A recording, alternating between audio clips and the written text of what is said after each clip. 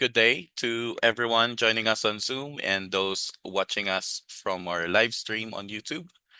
Welcome to today's session on Covidence Extraction 1 tool. And in this session, we'll provide a walkthrough of Extraction 1 and demonstrate how to use it to extract data from your included studies. Everyone joining us on Zoom and those watching us from our live stream.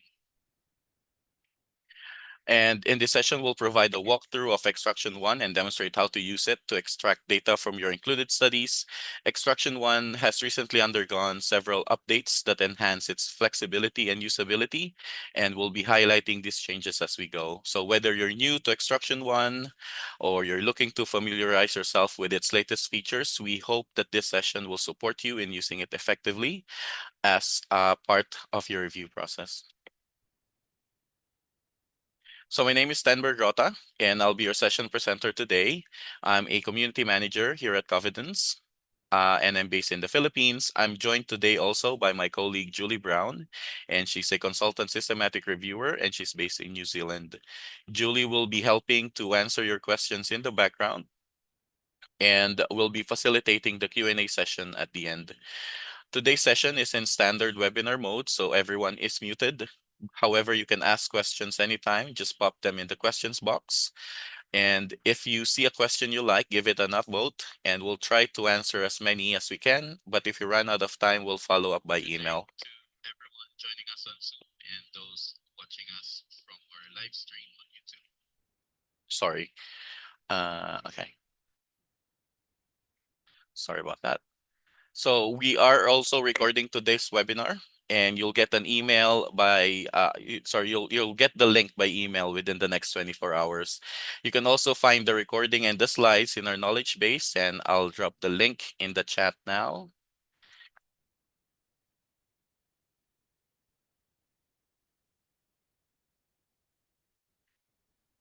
Okay. Right. So before we jump in, I'm just going to be providing you with a little bit of background information about Covidence. So Covidence was created by and for the research community and is designed to streamline the review process from importing your references, title abstract screening, data extraction through to risk of bias assessment. The platform allows our review teams to significantly reduce the amount of time spent on reviews, meaning that people are able to produce high quality evidence faster. We have a full-time team based around the world, continuously working on improving the product and providing technical support to our global user community. Covidence is a cloud-based online platform. There's nothing to download or update, and we currently support the world's largest review community with over 650,000 users around the world. Right. So what are we covering today? We will begin by defining what data extraction is. We'll then provide you an overview of the extraction process using Covidence's Extraction 1 tool. We'll then walk through a live demo to show you the tool in action. We'll also be revisiting some of the key features of Extraction 1, and then we'll wrap up with a Q&A session to answer your questions at the end. Okay, so let's now begin with the poll question. And we are interested to know if you have used Extraction 1 in your Covidence review before. So let me just launch our first poll here. Okay, so we have there yes, no, or I'm not sure. So if you could answer this question, that would be really great. I'll just allow about 30 seconds for people to answer.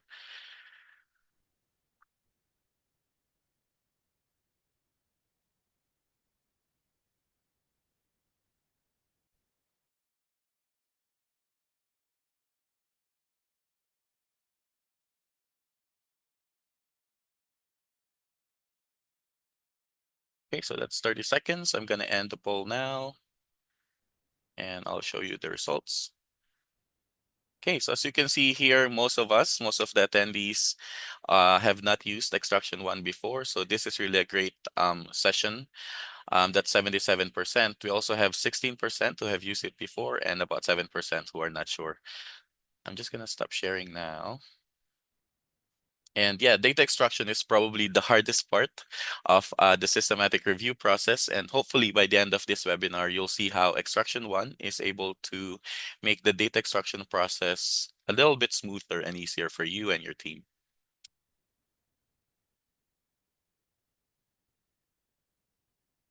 Okay, so what's data extraction? So it's basically gathering and organizing information from studies so you can analyze it or pull together a narrative summary. And why is it important? A good data extraction template means you only collect what you actually need and in a consistent way. So you're not constantly going back to the original sources. Using a review framework like PICO helps keep things systematic and make sure you capture um, all the essentials. So it's best to set this up early, even including a sample form in your protocol, so you reduce the risk of bias later on. So how do you do it? So you start with a clear template based on your protocol. You then test it on a few studies to make sure it works. You then collect your data systematically. And then if there are any differences between reviewers, you can talk them through, resolve any conflicts, and agree on a final version. And once that's done, you can then export the data for analysis or synthesis. And now we'll begin exploring extraction one and how it can support your data extraction process. Excuse me. So Covidence helps you create a clear structured data extraction template. In extraction one, we provide a standard template you can tailor for your review, whether it's intervention or non-intervention review. There is no single best template, and it all really depends on your review's purpose, the data you're collecting as well, and your outcomes of interest. And the process usually takes or follows 5 steps. So first, you design your template, keep it clear and logical. A good template reduces confusion and errors, but it often takes a few tweaks to get it right. So think of it as a mold that shapes all your extraction forms. You then publish it. So once you're happy, you publish it so all reviewers can start extracting. You then start extracting so you can pilot with a few studies before screening is finished, adjust it as needed, and Covidence lets you update anytime. You then reach your consensus. So in dual reviewer mode, you compare the data extraction entries and resolve differences. And in single reviewer mode, you can skip the step. You then export your data. So once done, you export that as a CSV or an Excel file for analysis, particularly in statistical programs like Stata, R, or SPSS. Okay, so the first step in extraction one is setting up and publishing your DE or data extraction template. So whatever you include in that template becomes the structure for the data extraction form. Okay, so this is your template and this is your form. And so reviewers will use the form for extracting data from the included studies. So when it's time to extract data, you'll open up each study's full text PDFs, find the relevant information, and enter it directly into the form based on your created template. I'll be showing you what that looks like during the live demo. Okay, so the extraction one template is organized into 5 key sections. You have identification, methods, population, intervention, and outcomes. Okay, so these sections help structure and standardize the data you collect across studies. Okay, so now let's begin the live demo. And I'm just gonna take you to to a review that I've prepared here for you.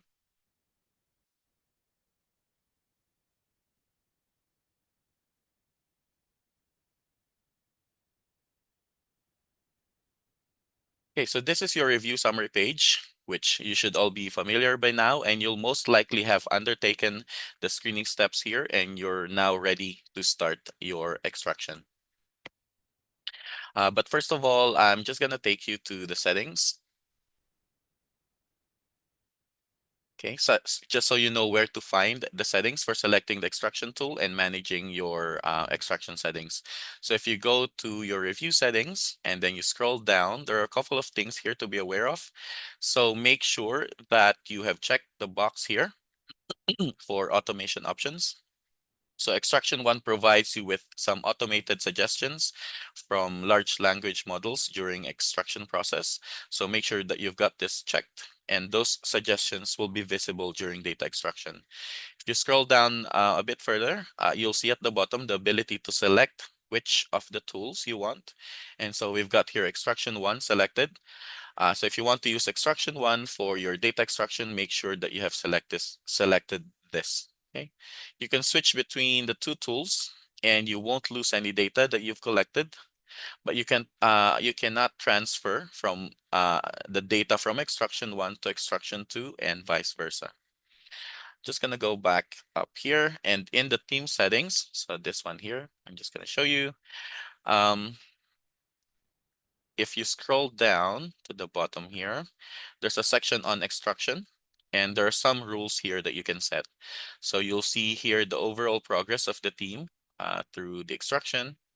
You'll be able to see each reviewer on the team as well, and how many studies they've extracted so far.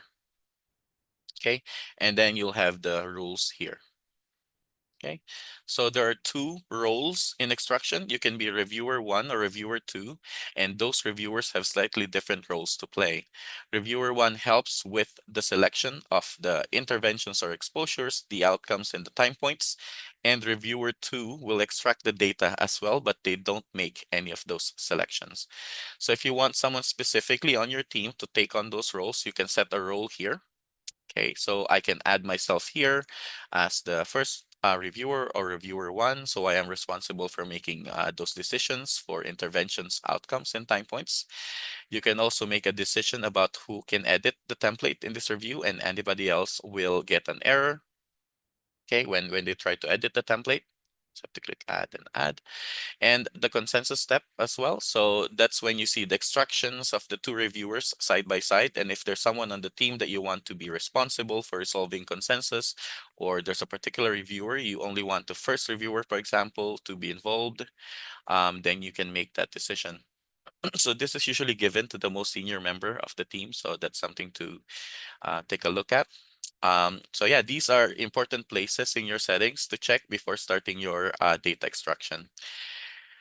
And now I'm just going to go back to the review summary page. Okay. So to access the extraction 1 tool in your review, go to the extraction tab. Okay. And then click continue. Okay. If it's an active review, you can just click continue. Or you can also click on this hyperlink. Okay. If you don't have any included studies yet. And at the top of the page, you'll see two blue buttons. Okay, so one for creating your data extraction template and one for setting up your quality assessment template.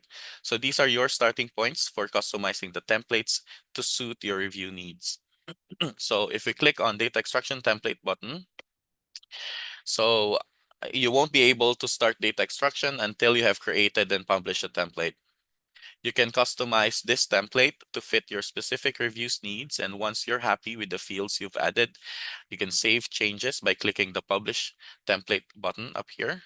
Publishing the template will make the template available to all authors of the review, and all changes will be applied to all studies. So once you land on the data extraction template page, a good starting point is to explore our support resources up here. So you can watch the short video guide, and you can also check out the linked support articles to help you set up each section. We also have a live chat button down here. So if you're going through this process, you get stuck, if one of us is available, you can chat with us live and we can help you go through the process. Okay, so as you can see, the template includes my 5 main sections. You have identification methods, population, interventions, and outcomes. And each section has has preset fields, but you can remove any fields that aren't relevant by simply unselecting them. Okay, and customize other parts of the template as well to fit the needs of your review. Okay, so what I'm going to do now is go through each of these sections with you and explain what each section is about, and give you some examples of what people might add into those sections of the template. So we'll start with the identification section. So this section is designed to capture the general information about studies, including where it was conducted, excuse me, how it was funded, and how to contact the lead author if you have any questions. You can see 3 subheadings: study details, author contact details, and additional data.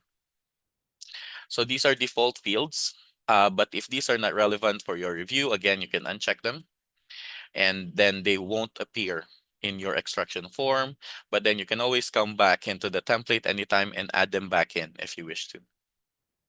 Over in the corner here, you see a preview button, and this is available for each sections of the data extraction template. And it just shows you what this section will look like when you're doing the data extraction. And this is what the actual page will look like. Okay, so there's always useful information here as well.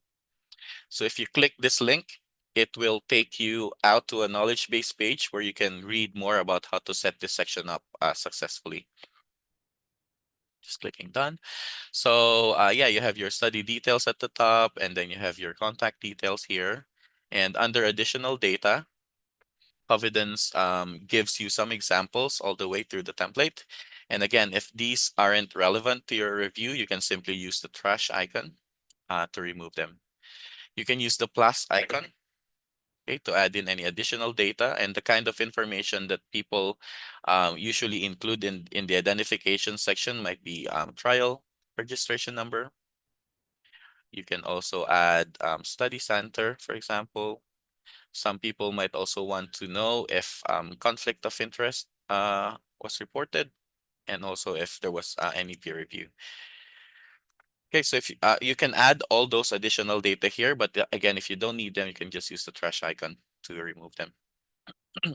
The method section of the template allows you to capture the design, aims, and conduct of the study. So we've got two subheadings here. You've got methods detail, and you've got additional data. And under the methods detail, you've got some options here, study design and group. So these are items that you cannot remove, but if you look at the preview, you'll see what that covers is that it has a drop-down list with study designs in it. So you can choose randomized controlled trials, cohort studies, prospective and retrospective, for example. So you can make the selection there about the study design. But if your study design is not there, there's also an other option, and you'll be able to manually type in the study design. So I'll show you that later on when we get to the study form level. In the I'm just going to close this. So in the additional data subheading, some of the things that you can add here are often things like aims and objectives of the study. If you want to include the aims, some people might also want to include methods of recruitment, for example, or if any blinding was undertaken. It's also useful to add another option here. Okay, just so that if there's something else in the methods that later on you want to capture, you'll be able to do that. So these are the common items that people might add, and if you make a mistake, you can use the trash icon again to remove them. Within the population section, if we click preview, you'll see there are sections on inclusion, exclusion, and group differences. These sections appear by default and they cannot be changed. But if you uncheck them, if you don't want them, you can do that by just ticking these boxes here. There are also examples of additional data you can capture, such as sample size of the study, number of withdrawals, and the reasons for withdrawals. If this information isn't relevant to your review, again, you can use the trash icon here. You can also add additional items you'd like to capture in the baseline characteristics table. So this table allows you to record information about the participants. And in this example, we're capturing the mean age, okay? But you can add as many characteristics as you need. For example, you might want to include the number of male participants, okay? Or any health information such as vaccination status, for example. And that's for different vaccines. So you can build out this list as needed. These characteristics could be clinical, or they might describe other populations. For example, the age of students, their level of education. And so, yeah, these are the details that you often see in the demographics table when extracting data from your full text, and this is where you can capture that information. Next is your intervention section. So this section is designed to cover not only interventions and control groups, but also exposures or phenomena of interest. And that's again depending on your review type. So again, extraction one is now also suitable for non-intervention reviews, such as scoping reviews, and all of that information can be captured here. So to set that up, just click this setup button here. So you can add any interventions or exposures relevant to your review. On the right, you can see a preview of how this will appear to the data extractor, so you can confirm it looks correct. And for this review, we're looking at vitamin C, so I'm going to overwrite the default label to vitamin C. And I'm also going to include a control group. Okay, I'm happy with that. And I also want to distinguish this from a placebo group. Okay, additionally, I'd like to record exposure information, for instance, where the participants might want to know whether participants were exposed to the common cold. So I'll add that as an item. You can also include as many interventions or exposures as you need. This setup will create a checklist that you'll be able to select from the form later on when you start your data extraction. The next step is to define any details you'd like to capture about each intervention or exposure. For a drug intervention, you might want to include fields such as dose and frequency. Otherwise, you can add any other details relevant to your topic. For example, you can add or you can record severity of the cold, for example, or sorry, or any comorbidities as well. So comorbidities. If you make a mistake, you can easily remove them by just clicking the trash icon. So once everything is set up, okay, you'll see your interventions clearly listed, okay? And you can also reorder them, okay, to match the sequence that best suits how you plan to collect the data. Okay, next we'll go to outcomes. So I'm just going to click setup. So in your outcomes, the types of data you can capture include continuous data such as means and standard deviations, dichotomous data like events and percentages, and also qualitative data. So to add a new outcome, the order you add them doesn't really matter. You just have to click on the bar to create a new outcome and give it a name. So for example, I might want to collect information on the duration of cold, for example. And since that's going to be a mean value, I'll leave that as continuous data.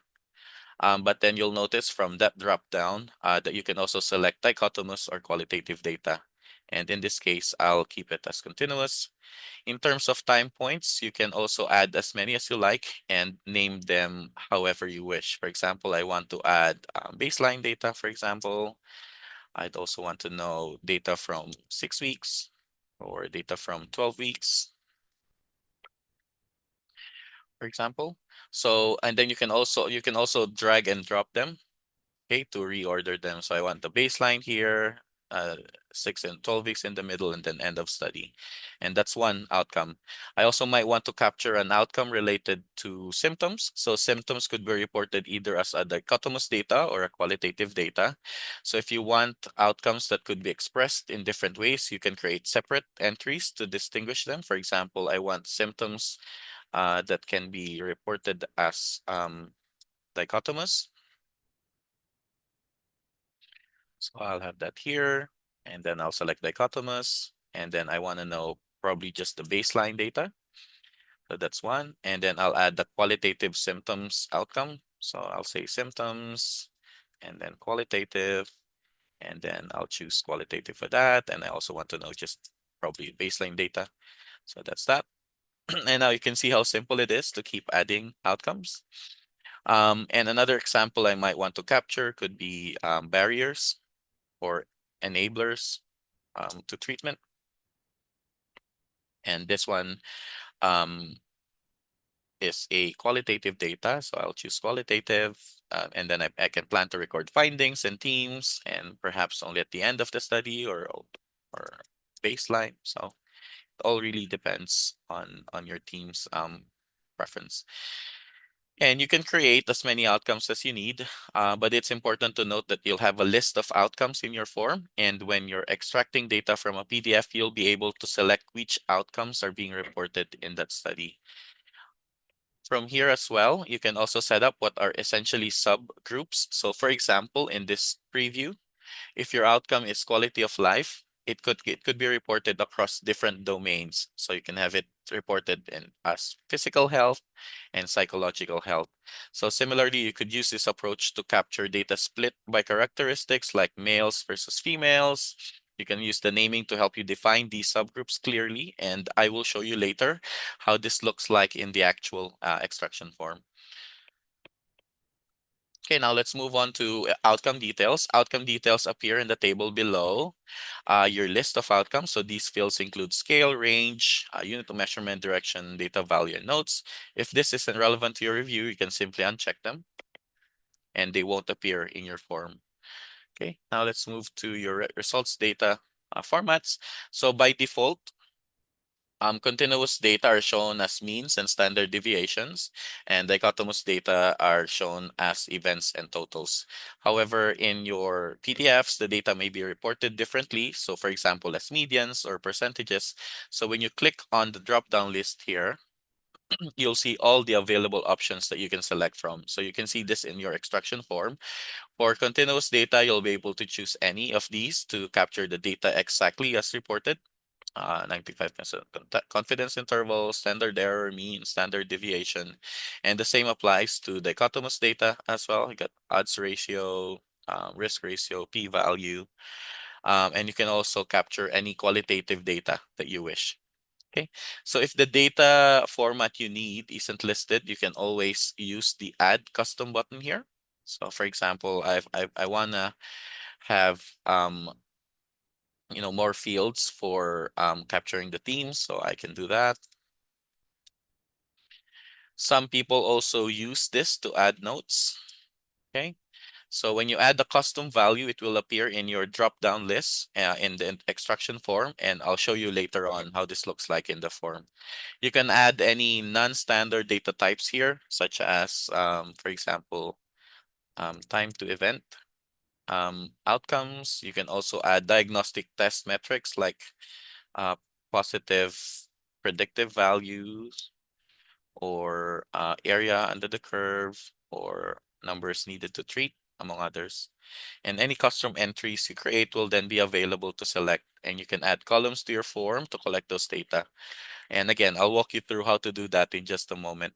So yeah, having gone through all of that, all of those sections, we're now finished. Okay. And we've got our template in place, and all you need to do now is click the publish template up here. Okay, so I'm just gonna swap now to another review, an active review, where I can now start the data extraction. So you can see that the templates now are white, which means it's been published, and I can now begin or continue the data extraction. And just remember that you can always go back at any time to your template and make edits and changes and then republish the templates again. Okay, I'm just going to click continue. So now you can see that I'm able to start the data extraction with the start or continue buttons now available. And this is in dual reviewer mode. So you have reviewer 1 and reviewer 2. Let me just go back. But if you need to change a reviewer's name, just click on this manage reviewer. Let me just this manage reviewer link here. And we can see here that reviewer 2 is unassigned. And so if you want to assign someone, you can just click on this button and then it will add the reviewer in any reviewer in your team. If there is already an existing reviewer, for example, here, Razia is already reviewer 2, you can also change that and you will have, so for example, I want to change it to Julie. You will then be presented with a few options here. Okay, so I can either transfer Razia's form into Julie's name. So then Julie will be able to view it or clear it. If you select this option, to start a new form, you will lose any data that's been collected there and it will be lost permanently. We cannot retrieve that. So be very careful which of these options you select if you ever make that decision. Okay, so I'm now going to take you to a review, which is this one here. And I'm going to show you what it looks like. Um, and in this case, I am reviewer one. I'm the first reviewer. So on the left, you will see the full text PDF. Okay, you can zoom in and zoom out. Okay, you can flip the orientation. You can search for keywords as well. And you can also copy and paste directly from the PDF into the extraction form. Now, here in the middle, you'll see a few tabs. The first one is the summary tab. You cannot edit this and it gets automatically populated as you move along. Identification. So this is all of those study details that we set up in the template, country, setting, author contact details. And this is where Covidence uses some large language models to pull across suggestions for you. Okay. So if there's a suggestion, you can either accept it or decline it. Now, if at any time you want to go back and edit the template, you can just go at the top here and click Edit Template. Okay. Clicking it takes you back to the template setup page. You can make changes, and when you click Publish, it'll bring you back to this study that you are working on. Methods, I can select the study design here. So this might be randomized controlled trial, for example. And if it's not, then I can select other. And then I can manually type in here the study design. Okay, for example, mixed methods. Okay. The other thing that you'll notice is that everything is automatically saved. Okay, and so you don't have to worry about saving all your data, as all data is saved as you go along, and you can tell by looking at this alert up here. Population. So here are the inclusion and exclusion criteria. You can just copy and paste straight across from your PDF. And when you get down to the baseline characteristics, so this lists all of the things that we're interested in. Okay, the age, the gender. Excuse me. For example, and we just have an overall column to collect the data in. Now in the interventions tab, Covidence may give you some suggestions as well from the large language model about what it thinks is there. You might also want to add in subgroup level of information. Okay, so for this particular intervention, which is vitamin C, I might have a high and a low dose of vitamin C, for example. So all we have to do here is add in the group name. Okay, so I'm going to call this one low dose. Okay, and then you can see here some buttons. So if I use the plus icon, I've got another column for that same intervention. So I could call this one high dose. Okay, and you can add as many as you want for either group. So for placebo, that will be the same. Exposure of colds, sorry, exposure to colds, that'll be the same as well. For example, I want to know exposure to colds by gender or by age or like age group, pediatrics, for example. Um, and I'll put here geriatrics as well, for example. Okay, so yeah, I can add another group and I can capture the information that I wanted. Just gonna close this. And I'm going to your outcomes. So you can capture a number of colds and symptoms, for example, and the duration. And again, you can add subgroup level information in here. So if you wanted to capture this specifically for, again, males and females, you can do that. You want to capture between children and adults, for example.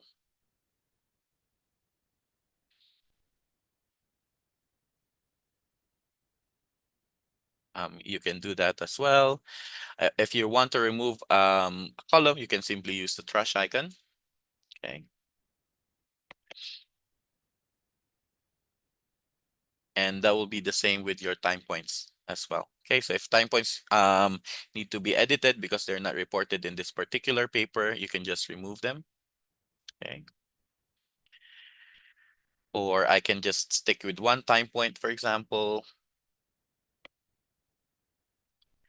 And I can add an actual time point as well by clicking this add more link button here. So for example, I want to add 12 weeks, or I want to add end of study. I can do that as well. Or I can edit that, for example, 1 year. Okay. So yeah, you can select outcomes, you can add subgroups, you can amend time points, and you can also give specific time points as well. So once you've selected your interventions and your outcomes, click on the results data and the tables are created for you. So I've got my outcomes here, I've got my interventions, I've got my time points, and now I can go ahead and collect the data. Now this drop down here gives you your options. So I can change to percentages or just the actual events, for example. Um, you can also add in some details if you wanted to. Uh, if you want to add, again, I could collect odds ratio, for example, or I can add p-value, for example. Okay. And then I can also remove them if I don't need them by just clicking the trash icon. And that will be the same with your means. Okay, remember your continuous data down here. So I can change that to median. Okay, this one I can change to mean. And I can also do that for, oh, sorry, I can add range as well if you want. So it gives you the upper and lower range data as well. If you're capturing qualitative information, you can also add that in a standard way. We've set it up for reporting it as findings, themes, or quotes. And if you don't want to capture any quotations, you can also remove that. Okay. If you want to capture more than one theme, you can do that as long as you've put that in the custom section. Remember when we were setting up your template, you just have to click the plus icon here and add another theme, for example. So that's very customizable. You can add multiple columns. If you need to add more, you can go to the top and click edit template. Okay, and it'll allow you to edit the template and add in any custom features that you might have forgotten when you were still doing your initial data extraction template creation. So once you've published all of your data collection, you then go back to your summary page. Okay, and then click complete, and that will move the study forward to the consensus step. Okay. Just gonna go back to the main extraction page. And just before I show you what consensus looks like, I'm just gonna quickly show you as well what it looks like for a reviewer two. Okay, so in this example, let's see. Here, I'm reviewer two, so I'm not the first reviewer, and I'm the second reviewer doing the extraction. So when I click on interventions, I won't see any option, okay, to add or remove the intervention. So they've been set up for me and it tells me who to contact, which is Gida. She's reviewer one if I want to make a change in the form. But just like reviewer one, I just need to collect the information. That'll be the same for your outcomes and for your results data as well. So there's no way for me to change the form. So I just need to come in here and these fields will be blank and I need to fill in the values. And when I go to the summary tab and click the complete button, the study will then move into the consensus phase. Okay. Some people are having trouble hearing me. Can everyone hear me? I'll just continue. So if I go back to the table, you will then see those studies. Okay, thank you. Thanks for answering. So you will see, yep, thank you. You'll see those studies that need consensus. I'm just gonna look for this one here. And when I click on consensus, you'll see here is reviewer one and you have reviewer two's extracted data side by side. When there are differences in the data, they'll be highlighted in blue. Okay. To select the correct data, you just need to click on the cell. This one, for example, and it will populate the final data or the consensus data. I can edit this. So I could add additional information if I wanted to, if that was correct, and the consensus column becomes the final data. Okay. And You can ignore any rows that aren't blue because that means they are in agreement. Once you finish making those final selections, click complete up here, and the data will then be ready for export.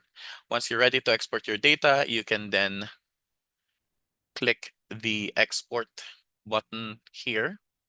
Or if you go to the summary page, you can also click this export button here, and it takes you to the same page. And here you can select your data. Okay, you can select it as a CSV format or as an Excel file. So if we click prepare file, the file will be there for you to export down here. Okay. Right, and I'm just gonna go back to my slides, and I'm just gonna be giving you a quick recap of our extraction features. So the first one is the automated extraction suggestion. So as shown in the demo, extraction one now uses large language models. Um, so to automatically suggest data when a DOI is available. So in the identification section, you'll see suggestions for all the one users. You just need to review each of the study and the each of the suggestion. Click tick if you want to accept that data, or cross to reject. If no suggestion appears, simply enter the data as usual.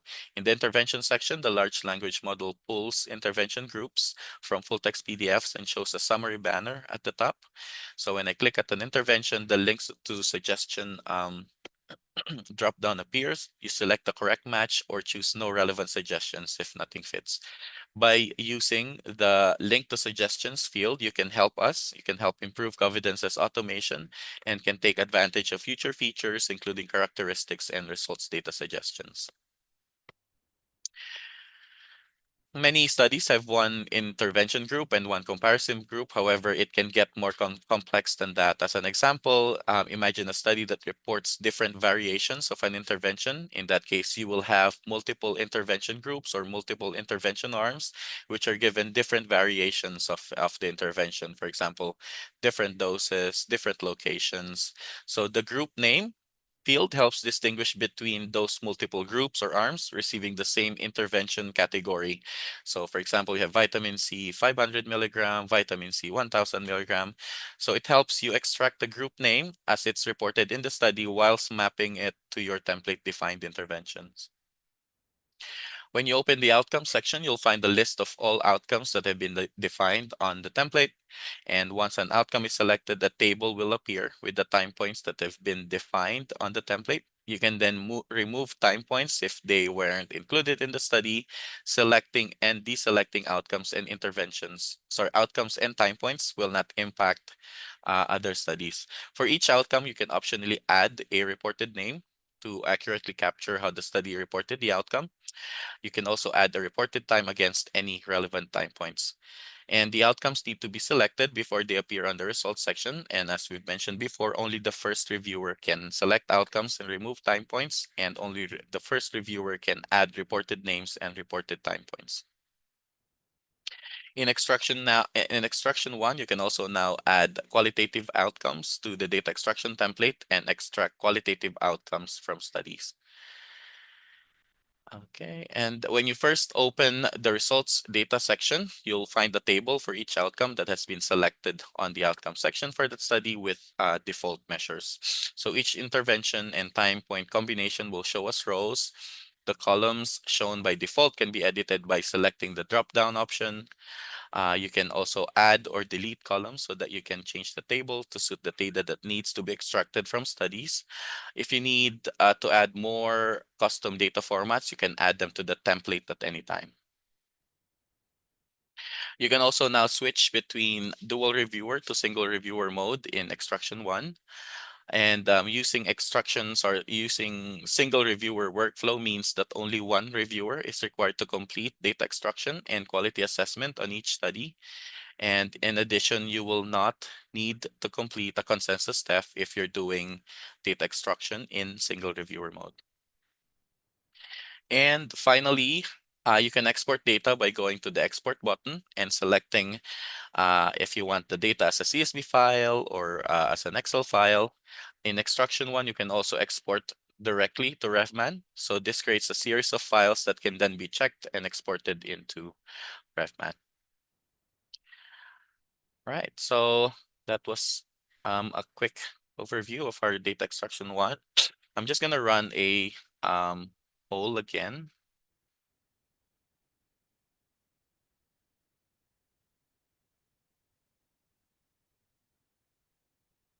And now we're interested to know how likely are you to use or continue to use Covidence for the data extraction stage of your review project. So I'm just gonna give you about 20 to 30 seconds to answer this.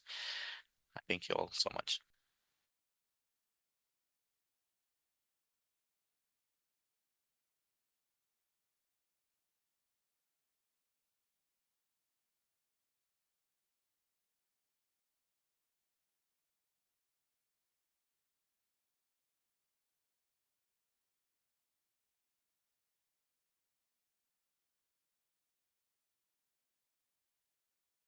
Okay, I'm just gonna end the poll now, and I'm gonna share the results. Okay, so as we can see here, majority, 73% are now very likely to use Covidence for their extraction for their data extraction. We have about 23% that are still undecided, and we have about 4% who are very unlikely. So what to do next? Okay. Sure if I close that. So I'm just gonna stop sharing. Oh. And so what to do next? So first is you can try the extraction one tool in our demo review. It's preloaded with data, so you can explore and test the features. I'll now pop a knowledge base link in the chat with instructions on how to access the demo review. So that's the link there. And we also have got some exciting webinars coming up. In October, we'll be covering types of reviews and research. So this is perfect for understanding which review type best fits your project. And then in November, we'll dive into scoping reviews. So we'll be walking you through when and how to use them effectively. You can check them out on our knowledge base page. And I'll also post the link here in the chat. And the registration links will be updated there closer to each date. And we also have got some free ebooks on intervention systematic review. So these are tool agnostic ebooks and packed with practical tips. They might be useful for you, so it's worth checking them out. You can download them individually or as a bundle. And I'll be posting the link now on how to access them. Or you can scan the QR code that's displayed here to go straight to the page. Okay, so that's it. I know that there was a lot to cover, so thank you all so much for sticking with us. And we hope that you found the session helpful and learned something new about Extraction One. And we are now happy to open the floor for any questions you might have. And Julie will be answering those questions for us. Julie, do you want to take Yeah, over? thanks, Chen. That was fantastic. That's a really comprehensive walk through there. So I really appreciate that. Okay. And definitely the number of questions that have come through have demonstrated what an interesting topic it is. So thank you everyone who's been asking questions. I've tried to answer a lot of them as we've been going through. And I've kind of tried to consolidate some of them as well. So there are quite a few people who were asking a little bit about what's the difference between the extraction one and the extraction two tools. So I'm just going to share my screen, and while I'm answering these questions, try and talk you through a little bit more. So Chen explained that there are two tools, extraction one and extraction two. Extraction one is the tool that Ten's talked us through today. So this is a tool that uses a very structured format. All of the features that have been explained today about how you can customize your extraction form means that it's a very customizable tool. You can use single or dual reviewer screening with that. and it exports in various different formats. The extraction 2 tool has a little bit more flexibility in it. So I think you would be better using the extraction 2 tool if you've got a lot of qualitative data, or if you're looking at very complex reviews, the umbrella reviews, for example, or overviews of reviews. The extraction 1 tool is structured in such a way that you can use it whether you're working on an intervention systematic review or a scoping review or a qualitative review, and 10 shown you how that you can add those different kinds of outcomes. So those are the kind of the main differences. The best thing to do is to switch between those tools. So test them out, see what it feels like, which one you think is best suited to your review. And if you're struggling to make a decision, then just contact the support team and we'll be able to look at the review you're working on if you've got a protocol and give you the best advice. Another question that came up was about duplicating templates. So can I use my template more than once? The answer is no, unfortunately not at the moment. You can't duplicate extraction templates. You'd have to start with another template. In terms of downloading templates as well, some publications need to have your protocol published as well that includes the template that you're going to use for extraction. You can't download it directly, but you could use a screen print and then save as a PDF. And I think that would work quite well for the purposes of submitting those kind of documents. So that was another question that came through a few times. There were some questions that came through around using AI in Covidence and for data extraction. So you will have seen that we've got automated suggestions there that come through in the identification section and the intervention section. Now, those are suggestions. They're not put there without you having the option to make a choice. So this is what's really important to Covidence, that we keep the human in the loop. So there are suggestions, you can accept or decline those. And we're moving now as rapidly as we possibly can to provide you with some suggestions for the results data as well. So watch this space, because we will, you'll start to see those kind of moving forward in the coming month or months. But what does remain really important to us is that we don't rush to provide you with those automated results data, that we want to be sure that what the information we provide you with is as accurate as we can possibly get it. So we're investing a lot of time and effort and resources into getting that right. So that's very important to us. There were quite a few questions about if you're doing single reviewer data extraction and looking at consensus. So Ken was showing us about the consensus when you've got two extractors. Of course, if you're doing single data extraction, there is no consensus there. Once you've made your data extraction and click the complete button, then the data is available for you to export. So there is no consensus step there at all. A lot of questions about scoping reviews. So I'm just going to open this up and go to the template. Now, a lot of you see this section heading on interventions and begin to think that it's not going to be suitable for the kind of review that you're working on. So we've given it the heading interventions, but it goes beyond that. So you can see here that although the title there is interventions, you can add interventions, comparisons. You can add in your exposures, phenomenon of interest. You can add in your context concepts in there as well. But even if you're working on a scoping review, you just need to kind of transpose anything that would be an intervention into this section.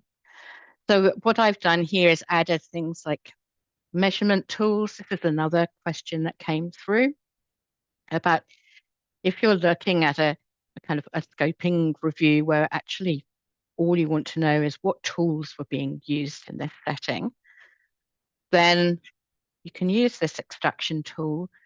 You can have your measurement tools as your intervention, your exposure. And under the intervention details section, here you can add in all of those things that you want to find out about your tools, for example. So you can have what the components are, how sensitive it was, or the specificity, or who administered the tool in what settings.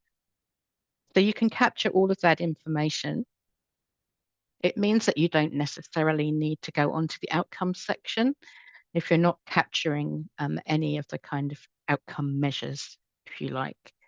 So what that means is that you can create a table basically that has tools of interest um, and what they're composed of.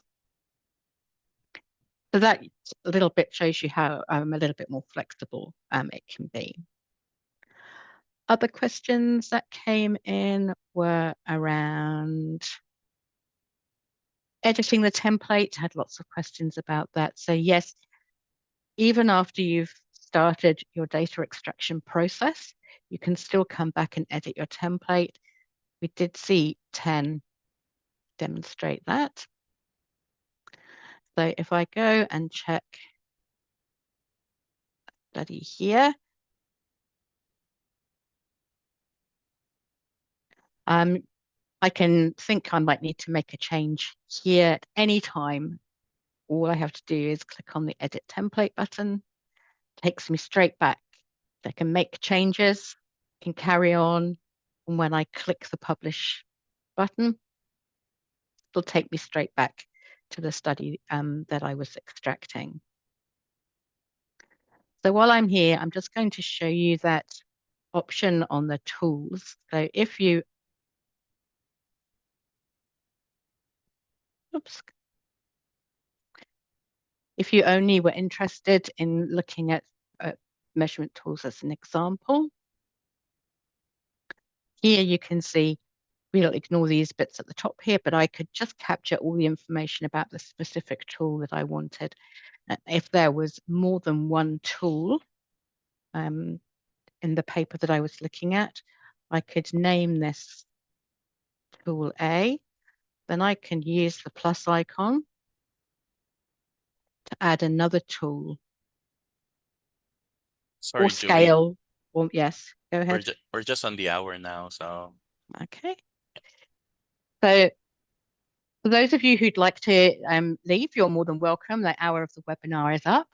But if you want to stay on and hear responses to some of the other questions, then I'm happy to continue doing that for the next 10 minutes or so. So you're more than welcome to stay if you want to. But thank you very much for your attention if you're leaving. I really appreciate the time that you've taken today. thanks For, the, everyone.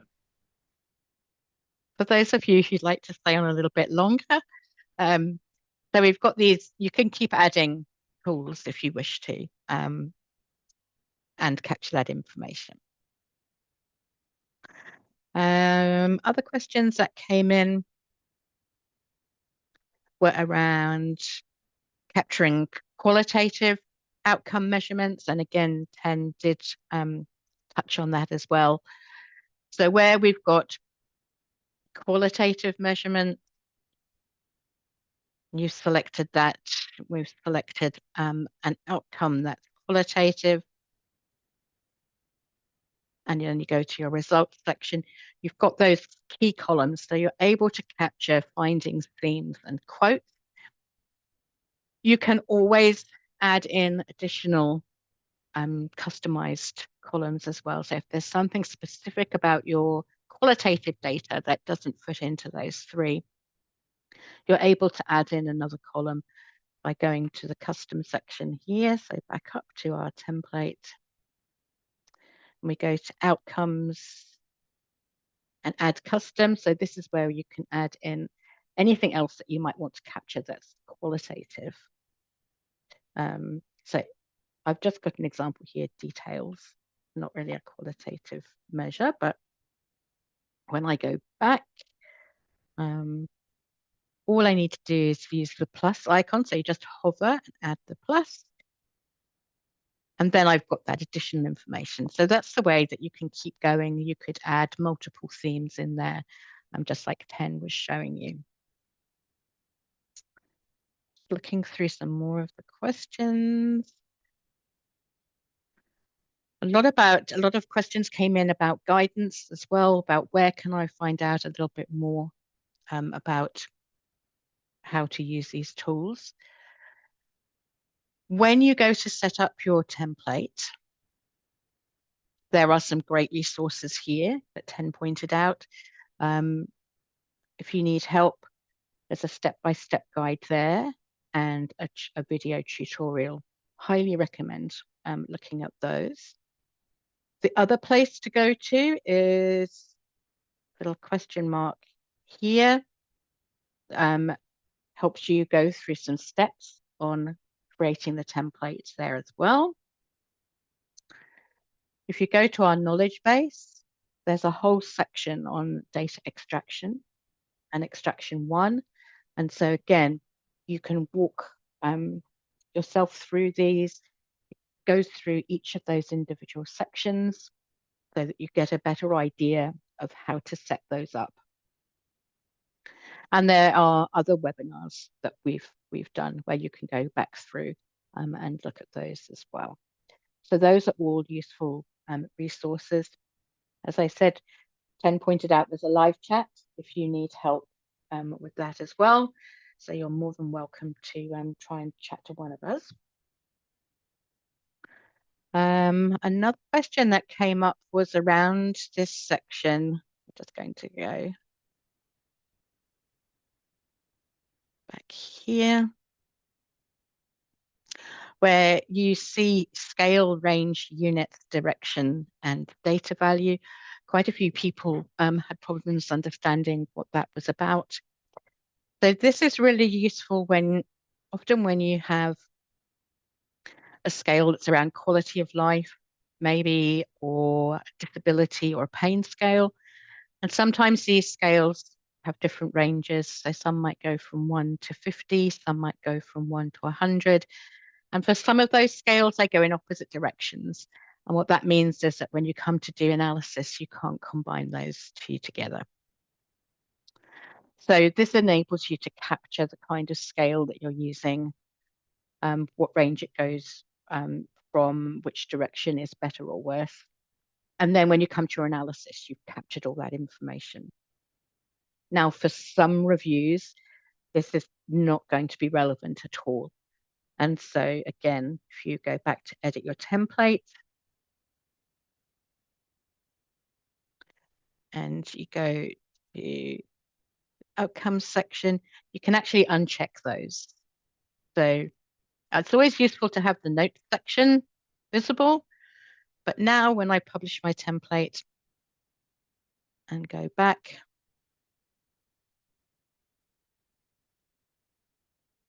you'll see all of those have now disappeared. So if it's not relevant, you can uncheck those boxes. Again, a lot of questions around can you adapt this for social sciences and other disciplines that aren't medical and health sciences? Absolutely. So your interventions, they don't have to be medical and health science interventions. They can be social science, they can be education, engineering, any discipline at all. You can still fit your intervention of interest or your exposure, for example, in there without any difficulty. Now we do offer, excuse me, we do offer some free one-on-one support if you're having difficulty setting up your template. And I did post that earlier in the session into the chat. If you do feel that you need support, we can offer, the consultant systematic reviewers can get in contact and we can give you one-on-one support in a 30-minute session for your review team. And for that, we really need you to have a protocol available, and we will walk you through the difficulties you're having in the template and help you get set up for success. So you can contact the support team at support@covidence.org, and they'll be able to help you get hold of the link to be able to book one of those sessions. I think those are the main questions that came through. Any questions that you might have asked that I haven't been able to answer right now, we will respond to you over the coming days. So don't feel that we've ignored your questions, and we will be responding to you. Ken, are there any other questions that might have come in while I've been chatting away? No, Julie, you've covered most of it. And we're getting a lot of thank yous as well from the chat. So thank you all as well so much for taking the time to attend the session. Brilliant. So yes, we will be in touch if you have sent us in any questions, and hope you enjoy the rest of your day wherever you are. Thank you very much. Thanks, everyone.